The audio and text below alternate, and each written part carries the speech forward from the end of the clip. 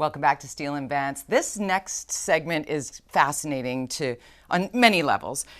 How many times have we speculated on what is the source of the severed feet that wash ashore?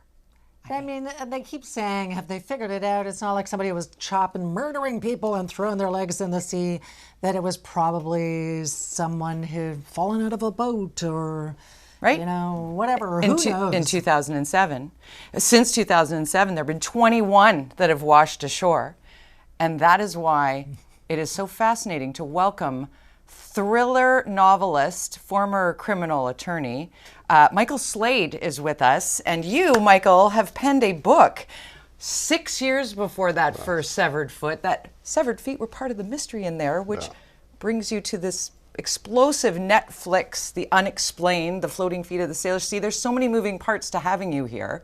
I'm looking forward to finding out what you know. Well, I'm looking forward to talking about it.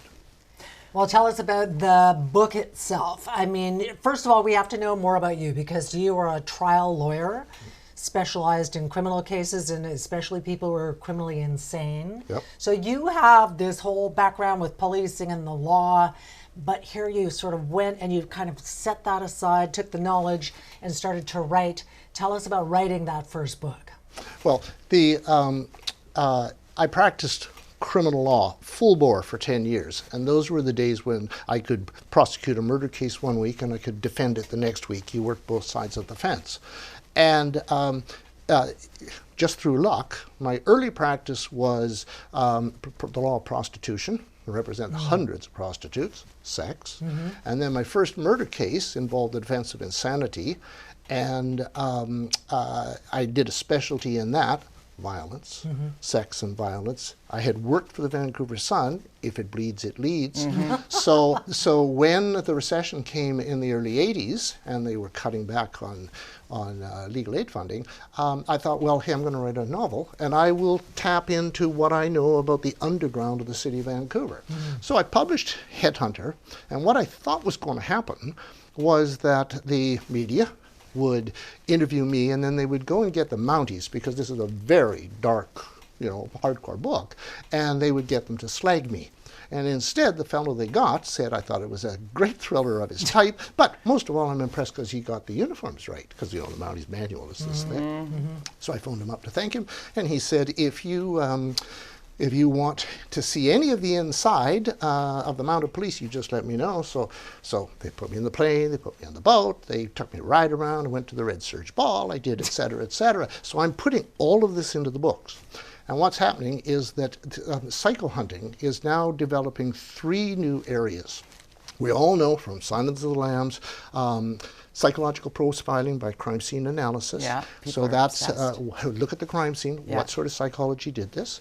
Then what you do is you take all the details of it, VICLAS, violent crime linkage analysis system, you put it together, what are the crimes of this person, and then a Vancouver detective, Kim Rosmo, came along, and he'd taken a PhD in spatial analysis and he developed geographic profiling. So I am now inside the actual trailer at the Mounties place, and I'm dealing with these 3 areas, and I'm going to now put it into a book where I've got a killer hiding out in the Gulf Islands, and the killer is disarticulating bodies. I won't give you what the motive is because it'll spoil it, and it's coming out on August the 7th, so let's not give away the twist in it. But what will happen is that the killer comes in under night and then leaves the bodies on the shores of the Gulf Islands in disarticulated form as a taunt to the Mounties. Book is published in 2001. Then suddenly in 2007, these feet start washing ashore on the same beaches that I had written about. Did they start going, maybe this That's guy it. might have something to do with it? And I get called down to one of the local radio stations, Bill Good, and he had interviewed me through all the books, and we're sitting there, we did the interview, and as I'm walking out of the studio, they hand me this clip, and it's right up to CNN. Don't ask me how they found out. So suddenly, this goes, and I'm now being interviewed on it. How did I? Yeah. Or as somebody said, we had to find out what he was doing when the feet were washing ashore. Is he a suspect? So that all happened with 5 feet. And everybody said at that time, you know, well, this is unbelievable. This is improbable. They're now 21 feet. Yeah. And it reaches the point, well, oh, it's just another foot. And so Netflix came along. Right. And decided that they were going to choose the 8 big unsolved mysteries around North America, and 7 in the States, of course, 1 in Canada, severed feet. And when they researched, came in and had me sit down and start giving my theory about it. And you've got to remember that at the time that all this was happening, I was talking to the cops who, including Rosmo, who is the one who said all these women are disappearing from the downtown east side. Mathematically impossible for there not to be a serial killer. And his theory was dismissed. And then look what went and happened. Robert Pickton. Robert Pickton. And so if you look at the Pickton case and you say, well, okay, sex workers going missing. Well, they've OD'd. Many of them are drug addicts. Many of them work the stroll, which moves to different cities. They've moved on. Other ones have had a bad date that scared them, a bad client, so they have retired or etc. And if you had come along and said, well, have you ever thought that there might be a pig farmer out in Coquitlam who's coming in, picking up the women, taking them out, grinding them up, feeding them to the pigs, and then selling the meat? People would say to you, God grief, what's she smoking? Right. Right? I mean, sometimes life is stranger than fiction, So when the feet come along, we have to start looking at other reasons. And when you prosecute, it is, when I hear the thunder of hoofbeats, I think horses, not zebras. You always wanted horses. Don't worry, people. This is just the women are going missing because it's natural attrition.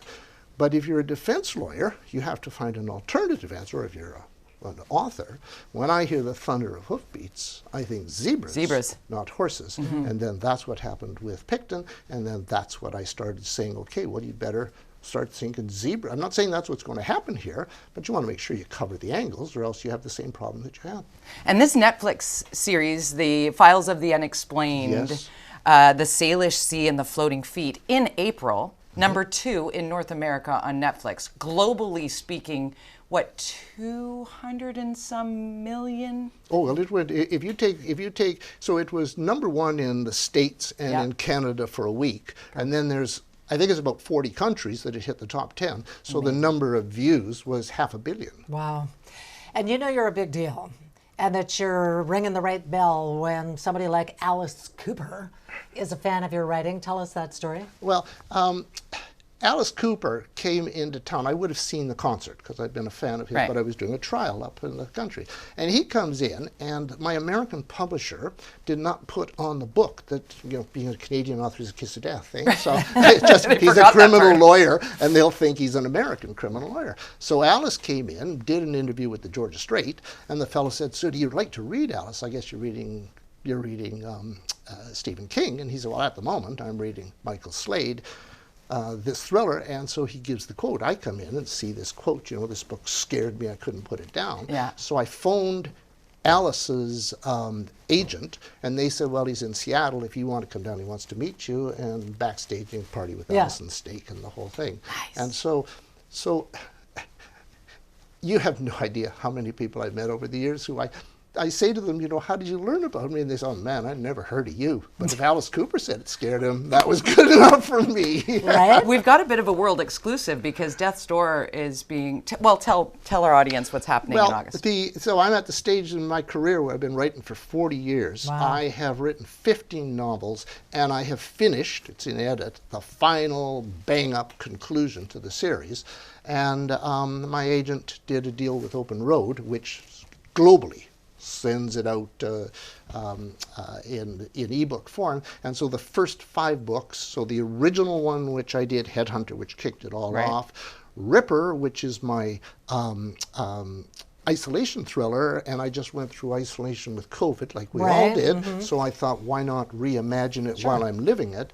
And then Death's Door, and then the 2 books with tie to it, because I've got the same sort of killer runs through it. And so they're all coming out on August the 6th. And so this was the original cover, right? That's the original And cover. then we've got the world exclusive cover. And then we got the world exclusive cover, and you'll see that that is Vancouver's skyline, Oh, boy. which is on it. And then if you saw the other 5 covers, I don't know who this artist is, she or he, but I want to know because they all tie together so that you see it looks like snow which is coming down. But if you were to walk into a bookstore and look and you saw it across the bookstore, you say that's a Michael Slade You'll know book. that's a Michael Wow. Slade book. It's fascinating What a pleasure stuff, to meet and you. it's exciting, an exciting time for you. We're going to have a lot of reading to do because I do like this genre, and I've now got I've got a stack of books that I have to get to, but I'm going to put yours on there. There you go. So thank Thank you you so very much. much. Linda for coming Steele in. and Alice Cooper. And my husband Brian, he loves the thriller as well. Shout out to Fanny Kiefer, who suggested that you come on the show. She's a big fan of the show and she loves what Linda and I are doing. So thank you for the suggestion on bringing Michael on the show, Fanny. Thank you so much for coming in. Thank you. Best of luck to you. Cheers. All right, coming up next on Seal Advance, it is a Canadian face-off and the start, no doubt, of probably a bitter rivalry, a hockey rivalry. We're going to talk the agony and the ecstasy of playoff hockey when we come back. Stay with us. Oh, and viewing party time. Are you in on our viewing party this week? And in Vancouver, you certainly are. Hello to Debbie in Port Coquitlam. Thank you for sending in a photo. There's Gloria. Hello, Gloria. And we have Joni in Qualicum Beach. Thank and you a so little much. pupper, too. Yeah, there you go. Tuned in and sending your shots in. Viewing party at CHEKmedia.ca is where you find us to get in on a $100 gift card. Compliments of Earls.